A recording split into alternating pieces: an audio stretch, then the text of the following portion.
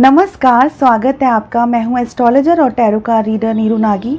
आज मैं आपके लिए लेकर आई हूं रेमेडी ऑफ द मंथ। जी हाँ, पूरा महीना एक छोटा सा उपाय करके किस तरह से आप अपने इष्ट देव को खुश कर सकते हैं।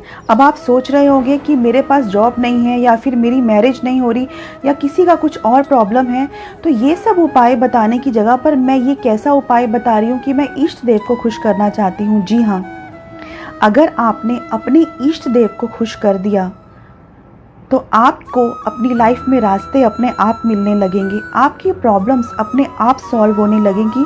क्योंकि आप एक बात जान लीजिए कि परमात्मा आपको आपसे बेहतर जानता है।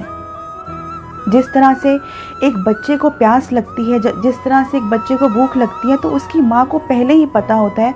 उसी तरह से ईश्वर को आपकी सब तकलीफ़ों का, आपकी परेशानियों का, आपके उसके सॉल्यूशन का सब पता रहता है। तो आज हम एक महा रेमेडी की बात करने वाले हैं, जिसको करने से आपके जो इष्ट देव हैं, इष्ट देव यानी कि जो देवता, जो भगवान जिसमें भी आपका मन लगता है, वो आपके इष्ट देव हैं। आप उनका ध्यान करें। वो एक महा रेमेडी मैं आज आपको बताने वाली हूँ कि किस तरह से आप अपने भगवान को खुश कर सकते हैं और आपके जीवन में आने वाली प्रॉब्लम्स अपने आप सॉल्व होने लगेंगी, आपको अपने आप रास्ता मिलने लगेगा। लेकिन उससे पहले हम 9th नक्षत्र की आज हम बात करेंगे। गैलेक्सी में, जैसा कि मैंने आपसे कहा था, 27 नक्षत्र होते हैं। आपको कुछ चांद सितारे तो यहाँ से दिखते हैं इन आँखों से, जब आप बाहर देखते हैं बहुत सुंदर लगते हैं तारे। लेकिन वो जो मैं नक्षत्रों की बात कर रही हूँ, वो गैलेक्सी में ऐसे तारे हैं जो आपको इन आँखों से नहीं दिखते हैं।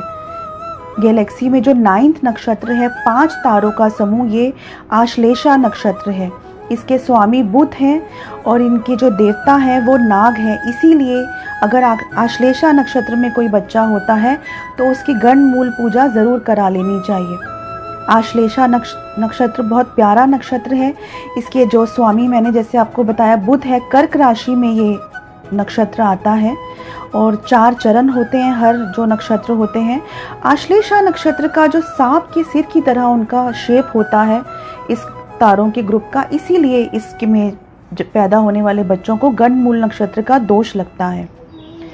तो आज आश्लेषा नक्षत्र के बारे में जानते हैं। ये नक्षत्र सूर्य से एक स्टेप आगे होता है या सूर्य से एक स्टेप पीछे होता है, इसीलिए इस नक्षत्र वालों पर सूर्य का भी खास प्रभाव होता है।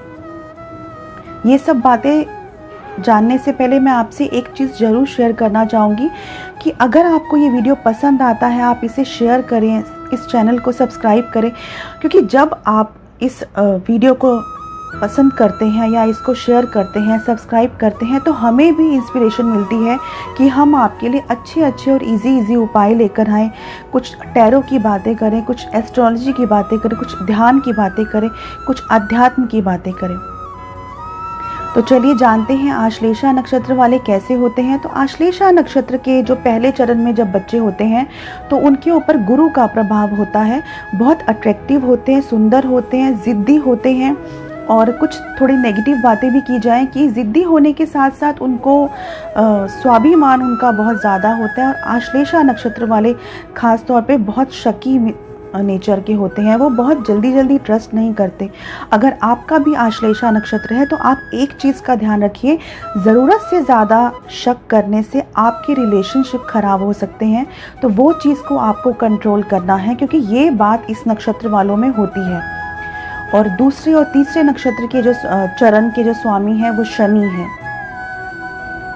तो थोड़ा सा इनकी जो वाणी होती है रफ होती है, कठोर होती है, दूसरे को हर्ट करने वाली होती है और थोड़ा सॉफ्टनेस उसमें कम होती है। तो ये चीज़ों के अकॉर्डिंग आप अपने नेचर पर थोड़ा ध्यान दे सकते हैं।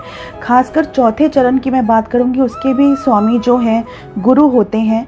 तो चौथे चरण में जिनका जन्म होता है, एक्सीडेंट्स बहुत जल्दी होते हैं उनको इस चीज़ का ध्यान रखना चाहिए। ड्राइव बहुत केयरफुल होकर करना चाहिए और ड्राइव करते टाइम फ़ोन का यूज़ ना करें, क्योंकि आश्लेषा नक्षत्र में एक्सीडेंट्स का और अलग तरह के रोग जिसका कुछ समझ नहीं आए, इस तरह की प्रॉब्लम्स ज़्यादा रहती हैं। तो वो चीज़ों का आप ध्यान रखिए, शक कम करिए। और दूसरा, थोड़ा सा जो चौथे चरण में जिनका जन्म होता है वो लोग थोड़ा सा ईगो प्रॉब्लम रहता है, एरोगेंस बहुत ज़्यादा होता है, तो ये उनके नक्षत्र में तकलीफ रहती है क्योंकि शनि का प्रभाव आ जाता है। अगर उनके पास इतनी नॉलेज है तो उनको एरोगेंस जो है बहुत ज़्यादा होता है। तो अगर आपके भी कोई ऐसे फ्रेंड हैं तो आप उनको उस तरह से ट्रीट कर सकते हैं, टैकल कर सकते हैं। और आश्लेषा नक्षत्र बहुत अच्छा नक्षत्र है, बातचीत करने में अच्छे होते हैं।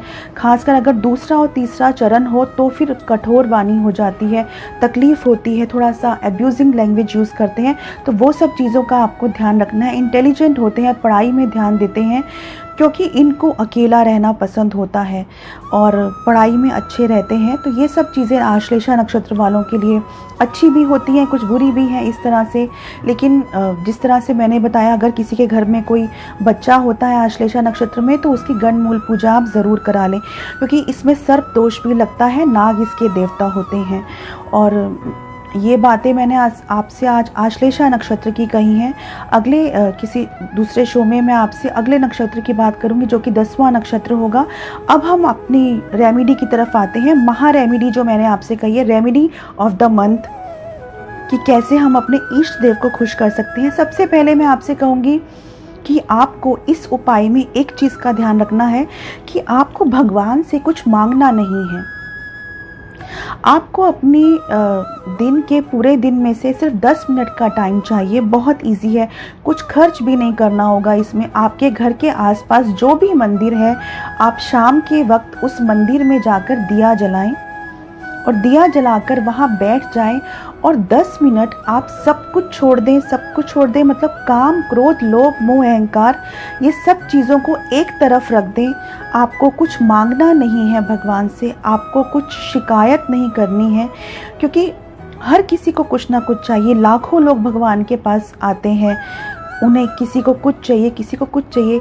तो परमात्मा को भी उस भक्त का इंतज़ार रहता है जिसे सिर्फ परमात्मा चाहिए। तो उस 10 मिनट में आपको सब कुछ छोड़ देना है, दिया जला के ईश्वर का ध्यान करना है। उसमें आपको कुछ मांगना नहीं है और शिकायत नहीं करनी है, क्योंकि दिन भर में ऐसे बहुत सारी बातें होती हैं जिससे आपको किसी ने हर्ट कर दिया तो आप दुखी होते हैं, उसके प्रति शिकायत करती हैं। आपको वो शिकायत भी नहीं करनी है, आपको कोई लालच भी नहीं करना है, कुछ मांगना भी नहीं है, सब कुछ छोड़ देना है, ताकि आपके और उस ईश्वर के बीच में कुछ भी नहीं रहेगा। जब कोई दीवार नहीं रहेगी, काम, क्रोध, लोभ, मोह, अहंकार का कुछ इच्छा नहीं रहेगी, कुछ भी नहीं रहेगा, तो जब आप रोज़ 10 मिनट ये करेंगे मंदिर में जाकर दिया जलाकर, कोशिश करिए कि शाम के वक्त एक ही टाइम पर आप जाइए अगर पॉसिबल है तो। अगर पॉसिबल नहीं है तो कोई बात नहीं। ये एक बहुत छोटा सा रेमेडी है, लेकिन मैजिक बहुत बड़ा है इसका। आप करके देखिए, आपकी ज़िंदगी के में रास्ते अपने आप खुलने लगेंगे, आपके रास्ते जैसे कोई अपने आप बनाने लगेगा। सिर्फ आप इतना जान लीजिए कि आपको उस 10 मिनट में कुछ भी मांगना नहीं है, क्योंकि आपको जो भी चाहिए, जो भी परेशानियां हैं, वो आपके जो भी इष्ट देव हैं वो आपके सब परेशानियों को पहले से ही जानते हैं। तो आपको वो सब चीज़ों की दीवार हटाकर एक 10 मिनट का ध्यान आपको मंदिर में बैठकर करना होगा। ये आप कहते होंगे कि ये तो बहुत छोटा सा उपाय है, लेकिन शायद ये बहुत डिफ़िकल्ट है। अगर आप 30 डेज़ मंदिर जाते हैं तो उसमें से कोई ना कोई एक टाइम ऐसा ज़रूर आने लगता है जब आप मांगने लग जाएंगे, लेकिन आपको यही चीज़ का ध्यान रखना है कि आपको मांगना नहीं है। ये छोटा सा आप उपाय करके देखिए। ये है छोटा सा, लेकिन इसके इफ़ेक्ट बहुत बड़े हैं, जिससे आपको आपके परमात्मा का आशीर्वाद मिलने लगेगा और उस ईश्वर का हाथ आपके सर पर हमेशा है। वो उसका जो इफ़ेक्ट है आपको अपनी लाइफ में नज़र आने लगेगा। ये मेरी छोटी सी रिक्वेस्ट है आपसे, आप करके देखिए, आपको फ़ायदा होगा। आज इतना ही। अगर आपको मेरा ये वीडियो पसंद आता है, आप इसे शेयर करिए ज़्यादा से ज़्यादा, मेरे चैनल को सब्सक्राइब करिए ताकि मैं आपके लिए नई वीडियोस बना सकूं। आज इतना ही। फिर एक नई वीडियो के साथ में आऊँगी, नए शो के साथ में आऊँगी, आपके लिए नई और एक इजी रेमेडी लेकर आऊँगी। Thank you.